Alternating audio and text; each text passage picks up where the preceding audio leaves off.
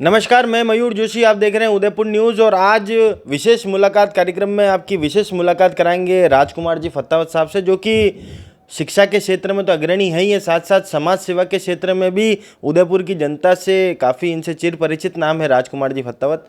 सबसे पहले तो चैनल पे स्वागत, अभिनंदन है सर आपका। सर, शिक्षा की एक बच्चे के जीवन में क्या महत्वपूर्ण भूमिका होती है? शिक्षा की भूमिका के संबंध में आपने प्रश्न किया है। एक बालक जब जन्म लेता है उस समय उसको शिक्षा दीक्षा उसकी माता के माध्यम से मिलती है।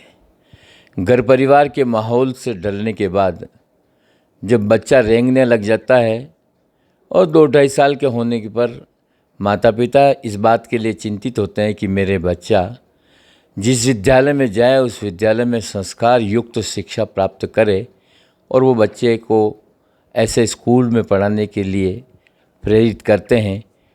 और उसी उद्देश्य को ध्यान में रखते हुए मैं मात्र जब 18 वर्ष की उम्र में था तो शिक्षा के क्षेत्र में मैंने प्रवेश किया। मैं चाहता था कि उदयपुर के ऐसे रिमोट एरिया में कोई शिक्षा का मंदिर बने।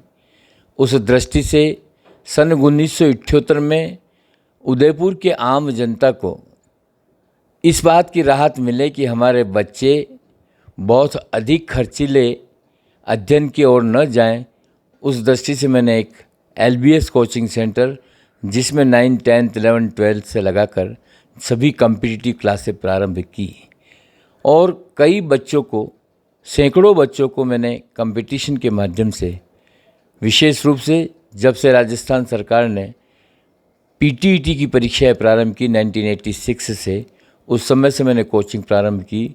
और ये कहते हुए हर्ष है मुझे कि LBS कोचिंग सेंटर के माध्यम से लगभग 10,000 से अधिक शिक्षक बनाने में हम सफल रहे।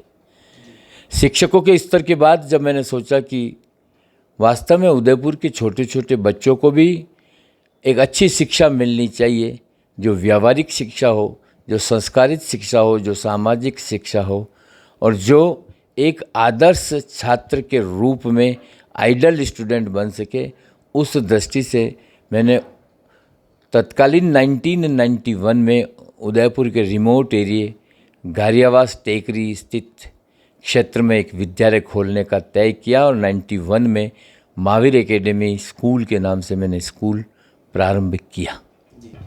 महावीर एकेडमी की स्थापना के पीछे मुख्य उद्देश्य क्या रहा और क्या लगता है कि 32 वर्षों के संघर्ष के बाद अब उस मुकाम और गंतव्य तक पहुंचे हैं आप?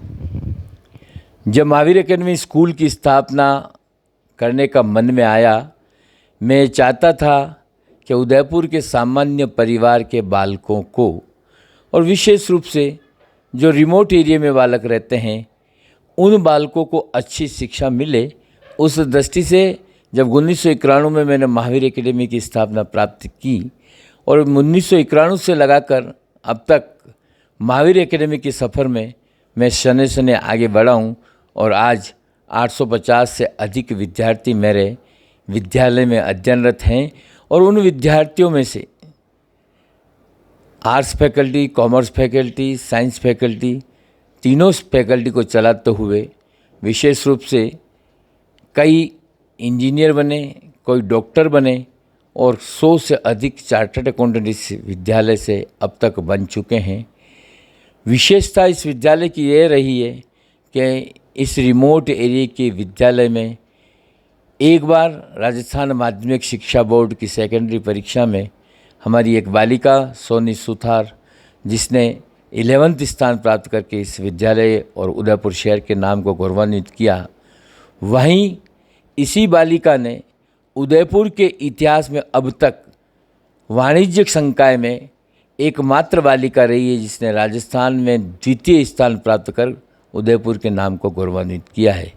यही उद्देश्य था कि क्वालिटी एजुकेशन, और जब से हमने स्थापना प्राप्त की है और जब से हमारी 10th और 12th की परीक्षाएं यहाँ से विद्यार्थी देते हैं, लगभग 1 साल को छोड़कर विद्यालय का परिणाम 100% रहता है। जी, एक छोटी सी बात बताएं कि आप स्वयं एक बड़ा नाम है शहर का। कई बार हम देखते हैं कि आपके समय की शिक्षा में और आज की शिक्षा में कुछ ना कुछ फ़र्क है और आना भी चाहिए, क्योंकि अब बाज़ार में सिर्फ नॉलेज के साथ नहीं, आपको प्रैक्टिकल नॉलेज जब तक नहीं होता है तब तक आप बाज़ार में सर्वाइव नहीं कर सकते। ऐसे में विद्यालय के द्वारा बच्चों को किसी तरह का कोई प्रैक्टिकल नॉलेज दिया जाता ताकि उनके आगामी भविष्य में उन्हें कोई परेशानी का सामना ना करना पड़े। हमारे विद्यालय में केवल मेघालय की शिक्षा पद्धति की तरह ही शिक्षा नहीं दी जाती। हमारे विद्यालय में विद्यार्थी को इस प्रकार से सक्षम बनाने का प्रयास किया जाता है कि इस आपाधापी और प्रतिस्पर्धा के युग में विद्यार्थी अपने आप में सर्वांगीण विकास से युक्त अपने व्यक्तित्व विकास को इतना निखार ले कि जहाँ भी उसको अपना प्रेजेंटेशन देना पड़े तो वो अपने आप को इतना सक्षम समझे। और उस दृष्टि से विद्यार्थियों के कम्युनिकेशन स्किल, विद्यार्थियों की पर्सनालिटी डेवलपमेंट, विद्यार्थियों के लिए प्रायोगिक नॉलेज, विशेष रूप से कॉमर्स के विद्यार्थियों के लिए हम इंडस्ट्रियल विजिट भी कराते हैं।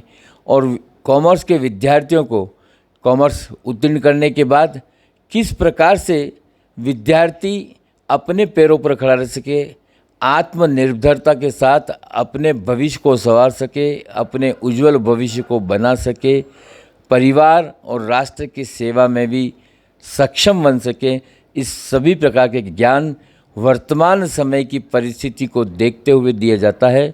यही प्रयास हम विज्ञान के विद्यार्थियों के लिए, यही प्रयास हम आर्ट्स फैकल्टी के विद्यार्थियों के लिए और इन तीनों ही फैकल्टी के विद्यार्थियों को किस प्रकार से आगे अपनी 12th करने के बाद बढ़ना है उसका भी पूरा नॉलेज दिया जाता है।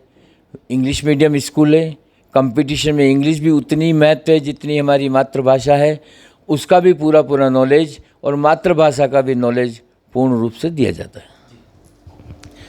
आप समाज सेवा के क्षेत्र में भी आप अग्रणी रहते हैं। एक समाज की क्या भूमिका रहती है हर व्यक्ति के जीवन में?